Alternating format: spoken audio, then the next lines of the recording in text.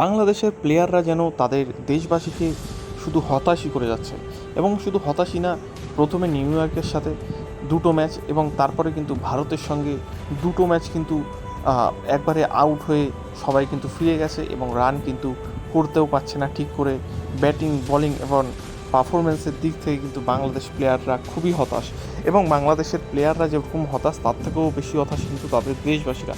এই মুহূর্তে কিন্তু একটি ভিডিও কিন্তু ভাইরাল হয়েছে, যাতে কিন্তু দেখা যাচ্ছে যে সৌম্য সরকার, লিটন দাস এবং নাজিমুল হাসান শান্তকে কিন্তু তাদের দেশের যে দর্শকরা গেছে নিউ ইয়র্কে খেলা দেখতে, তারাই কিন্তু ট্রল করছে।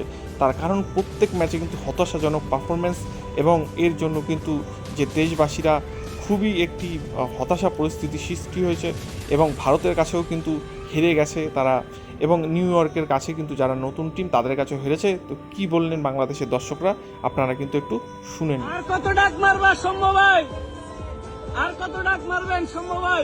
নাম তো শূন্য সরকার হয়ে গেল কা ভাই, শূন্য সরকার।